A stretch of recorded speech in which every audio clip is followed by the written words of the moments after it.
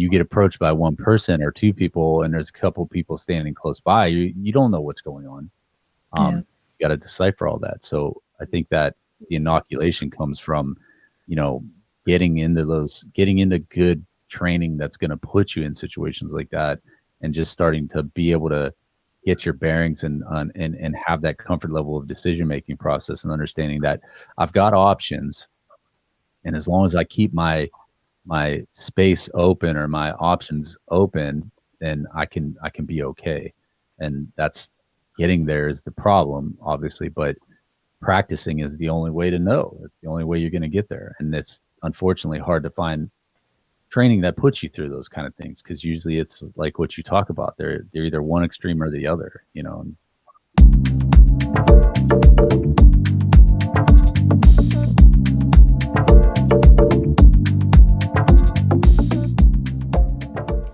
Yeah, something that came to mind when you were saying that was there was also this other situation that happened when I was in Israel. My husband and I were just walking around Jerusalem, and we got lost. And there are these kids that were so. It seems like, I don't know if it's because we just look out of place or something, but the kids are hustlers there, and they were basically, they'll try to like help you get unlost for a fee. And these kids, like, I didn't even know where they were leading us. Like, they were leading us through some like random places in the city. And then like later on, like being like, oh, give me however much they think that the service is worth. And at one point, like, I was like, okay, I'll just give my coins to this kid. I didn't have any coins left after that. We were still lost.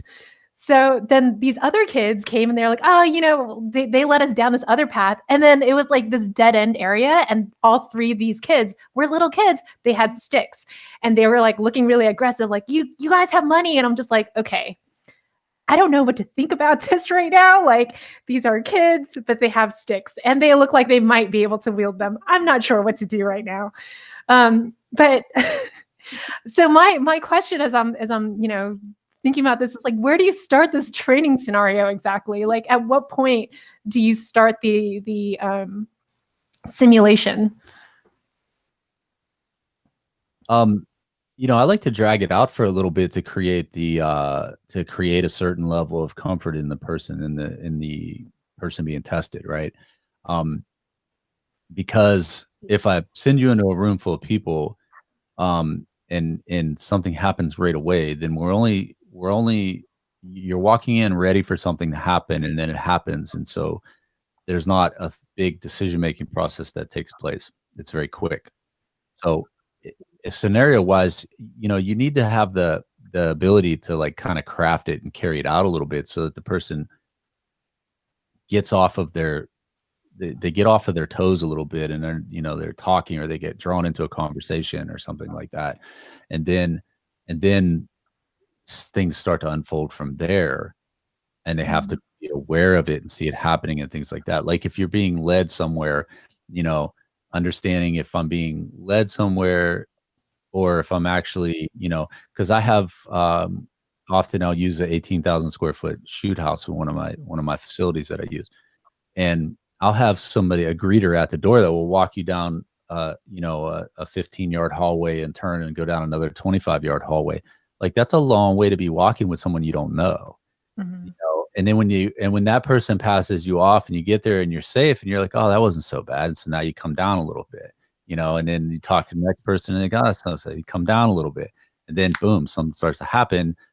Did you maintain awareness enough to, or did you get stepped down? And I see people that are like, I got drawn into what was happening. I didn't even see that person pull a gun, or, and so that's the kind of stuff that I try to step people down, and see that they can still maintain some awareness and things like that, but not be like overly aggressive either, because, concealment and unpredictability are something that I push for them to have during a scenario, because that's the only way you're going to win. When I set up my guys to attack you, if you don't do those things, you're going to have a really hard time in the fight. Mm-hmm. So having that set up that way, draw it out, make sure that the people have a little bit of, a little bit of a roller coaster, right? They need to be amped up and then back down, amped up and let back down a couple of times so that they don't know now. They're like, oh, when is this going to happen and who's it going to come?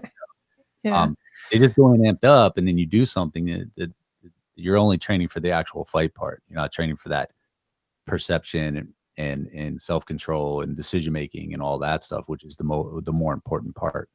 So you can't have a simulation with just like one person playing all the roles. It would be hard. It would be. But I've found that using the students really works well. And one of the things I do in my classes is that I teach almost exclusively force on force class now. I've backed off of teaching live fire almost completely. I just really feel like my value is more, available in the force on force classes. And what I do is I allow students to play all roles. So students are good guys, they're observers, they're bystanders, and they get to be bad guys too. Not right away. I ease them into all of the roles so that by the second day, they're playing all of the roles.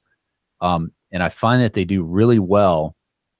And they also understand because now I'm teaching them how to be a bad guy. And that's very important because once you understand the problems that the bad guy faces, and like you're the bad guy and you're thinking, I got to trick this person. How can I trick this person? Like, what do I, oh, they're picking up on me. Now I got to downplay it, like, so they're understanding the thought processes that the opponent is going to go through when you're out on the street and a bad guy's approaching you or trying to position on you. You've seen inside their head to a certain extent now. And so now you understand that positioning a lot better than if you had only ever played the good guy in anything, right? Yeah. So I let the students come in and play those roles, but there has to be a certain level of seriousness in the student to achieve that too. Of both like the target student and the other students as well that are simulating. Makes sense. Yeah. But it works well. I think it works extremely well. And it's one of my favorite aspects of my class that, I have a couple of kids that work for me that have worked for me for 5 or 6 years. They're my dedicated bad guys, and that's who I start them off against. But as time goes on, I start filtering them in and let them be, bystanders and let them be bad guys as time goes on, and say, okay, who wants to be a bad guy now? And usually they're like me, and so and so that's a lot of fun, and you just have to control them. You got to know, like, you give them very clear instructions. 3 hits, you go down, or stuff like that, and then that they learn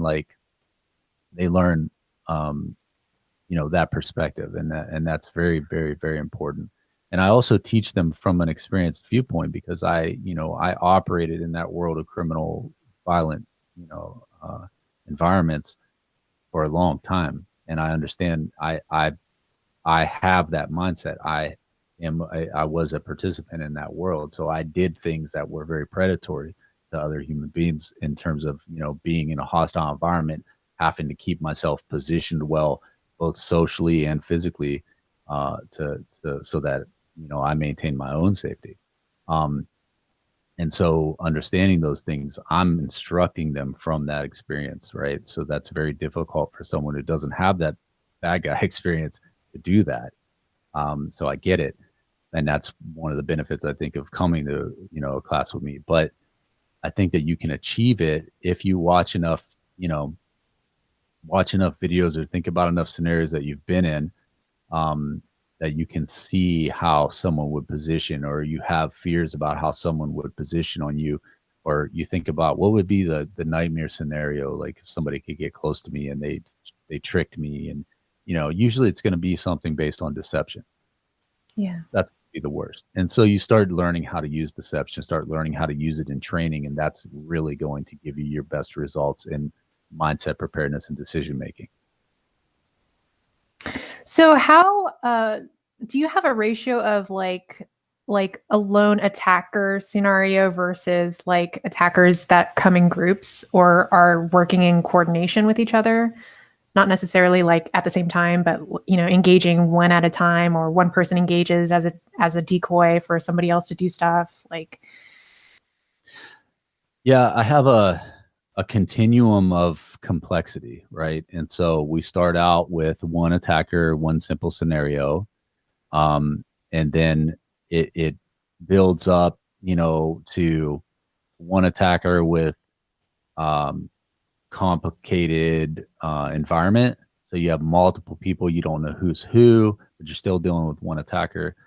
Then it builds up to um, complicated environment, multiple attackers, and then complex environment with just one or two attackers with another bad guy entering the scene, or I mean another good guy entering the scene rather. So you have another concealed carry person or a police officer responding, and that complicates stuff really, really badly, right? Because that's how like tragedies happen, because somebody rounds a corner, somebody's holding a gun, somebody's on the ground, somebody shoots, So, um, and so it builds from there, and then by the second day, we're at a full scale, full office building, multiple attackers, active shooter with multiple concealed carry with responding officers, right? So it becomes like a chaotic, mad, like just environment of just you don't know what's going on, and you have to use all the skills that we talked about all weekend in terms of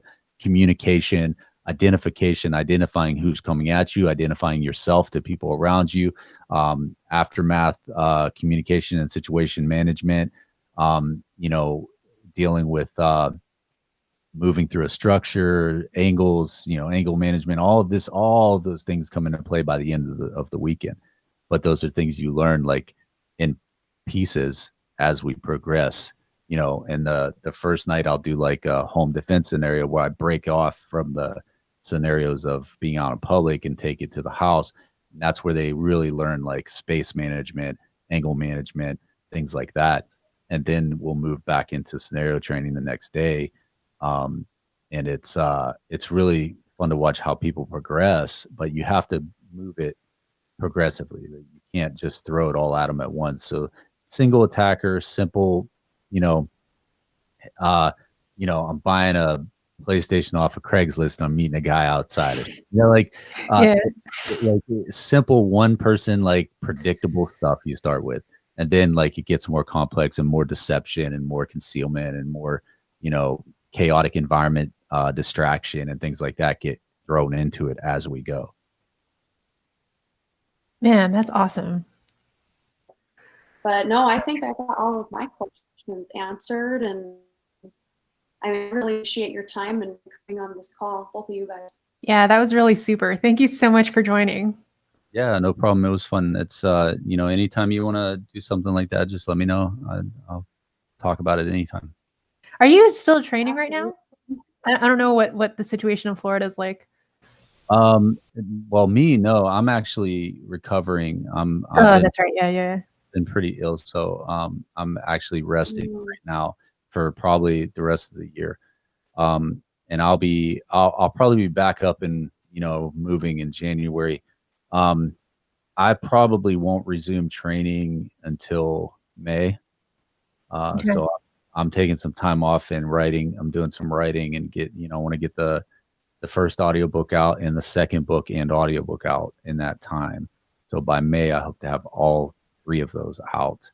And then, that'll be the start of my 2021 training season. So I don't know what that's going to look like right now because nobody knows what anything is like, so we'll see, but I have a class planned, in Ohio, 3 of those Force on Force classes in Ohio, next year. And then, I'll try to put some stuff together down here in Florida too. So, but it'll be Ohio and Florida and that's it. Cool. Thank you so much for your time. And your book was excellent. Really, really loved it. We'll probably have more questions, but thank you so much for the 2 hours that you spent just chatting with us. Yeah. Yeah, no problem. Thank you. That was really great.